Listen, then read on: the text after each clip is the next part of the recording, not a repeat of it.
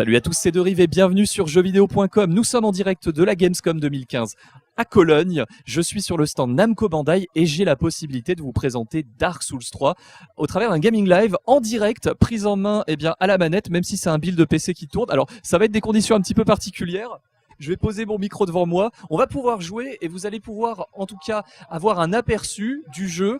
Alors on est sur un build en développement avec deux personnages disponibles, un chevalier errant ou un guerrier nordique que je joue actuellement. Et comme vous le voyez, tout de suite, enfin si j'évite de tomber bien sûr, comme vous le voyez, on se retrouve dans un immense décor.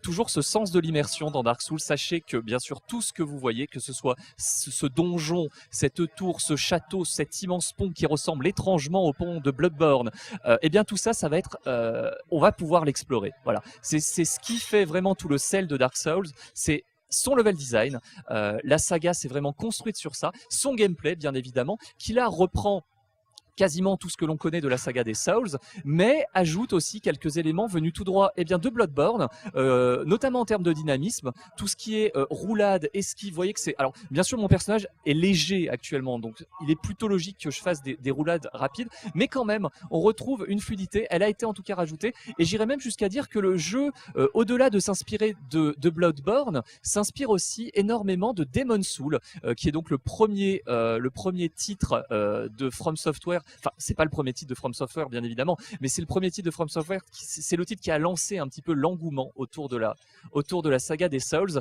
Et là, les développeurs se sont inspirés de ce jeu-là et on retrouve un mélange qui fonctionne plutôt bien. Alors, on a toujours les classiques de la saga, notamment les backstabs. Je vais essayer d'en faire un sur ce malheureux ennemi. Vas-y, retourne-toi, attaque-moi, hop. Le petit backstab qui passe bien. Donc ça, c'est toujours là, c'est toujours aussi violent. Il faut en profiter sur les petits ennemis.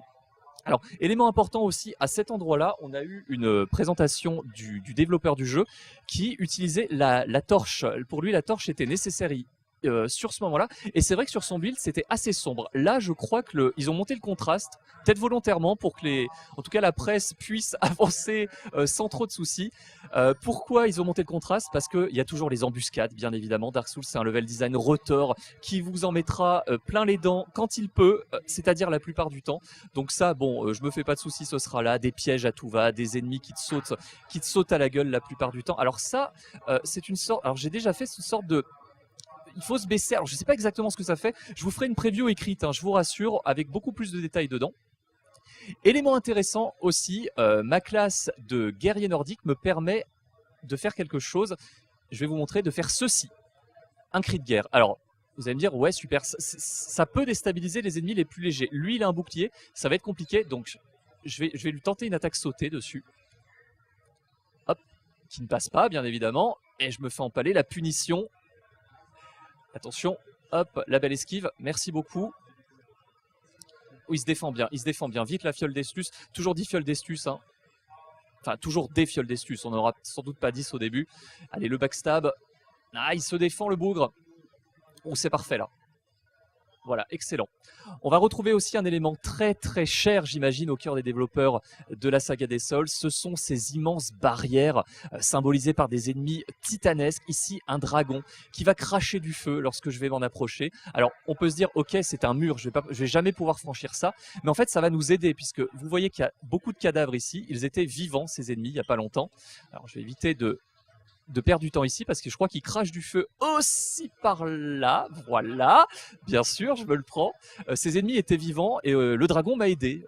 Mine de rien, un ennemi est capable de vous aider. Ça, c'est quelque chose qu'on retrouvait dans Dark Souls, premier du nom. Rappelez-vous, sur les murs de la forteresse, cet immense dragon qu'on pouvait d'ailleurs le couper la queue à distance pour récupérer une arme un petit peu de cheat pour le début du jeu. Mais voilà, on retrouve aussi pas mal d'ennemis tirés de Dark Souls 1, encore une fois, les chevaliers. Rapide, vicieux, bien sympa à combattre. Donc je vais tenter d'ailleurs de lui faire une parade. Peut-être que je fais... Allez hop, on va tenter ça. On va tenter déjà peut-être de ne pas mourir, ce sera un bon début. Toujours, on retrouve les différents styles avec pas mal de nouveautés. Alors je ne pense pas pouvoir vous le montrer ici. Les développeurs nous ont montré des choses assez sympas, notamment un uppercut sur l'épée longue. C'est-à-dire que le chevalier, on pouvait l'envoyer dans les airs avec une attaque spéciale. Donc au niveau du gameplay, il y a eu de belles évolutions.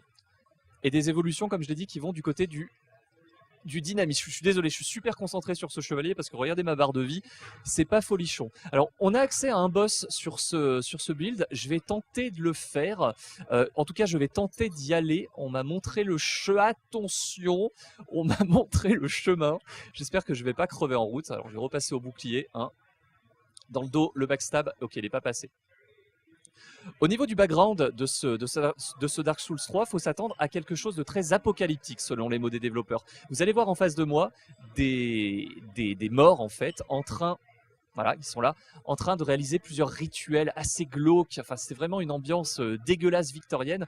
Ici, le rituel va aboutir sur quelque chose qu'il ne vaut mieux pas que j'affronte. Je vous le dis direct. Voilà, ça commence à popper. Ce genre d'ennemi venu tout droit des ténèbres. Je ne le touche pas. J'ai essayé de le combattre tout à l'heure. Non. Oui, je m'enfuis. Je m'enfuis comme un lâche. Je vais tenter de descendre juste pour vous montrer peut-être le premier boss qui s'appelle le danseur des terres frigides. Enfin, je vous mettrai le nom. Il a un nom à coucher dehors, mais il est assez classe. En tout cas, alors attention, on va tenter de pas tomber. Plusieurs ennemis là. C'est vicieux, hein, encore une fois. Mais c'est ce qu'on aime, hein, finalement. Hop, en voilà un. Allez, on va pas être gourmand. 1, 2, 3, parfait. Je l'achève, la petite fiole d'estus qui va bien. On m'a montré un raccourci pour le faire. Alors je suis mort ici, comme vous le voyez, on a mes âmes. Je pense pas que ce soit par là. Hein. En tout cas, je vais peut-être prendre l'échelle, ce sera mieux. Ouf, on a la manette qui s'est bloquée. Quelques petits bugs encore une fois sur ce build. Je me suis pris une flèche dans l'épaule. Avant, j'étais un héros.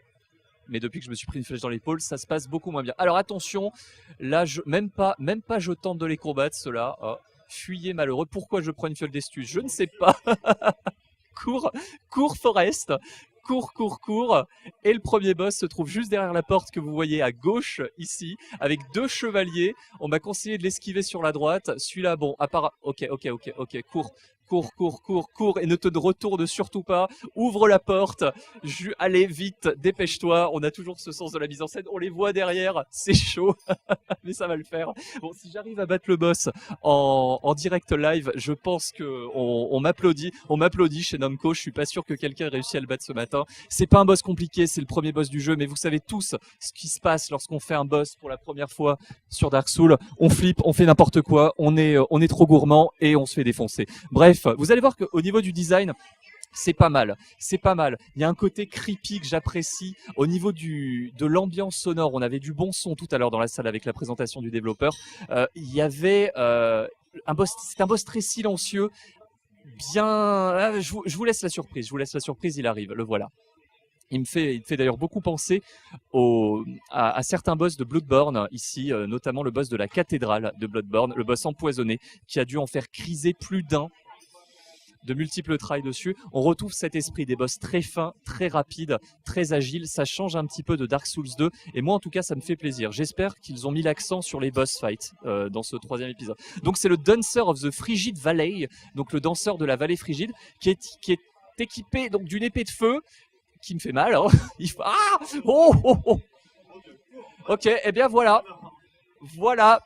Alors, le mot était pitoyable, hein, bien sûr. Ma prestation sur ce boss était pitoyable. En tout cas, vous l'avez vu. Ce que je peux vous dire, c'est qu'il a 2 phases, voire plus. J'en ai vu 2.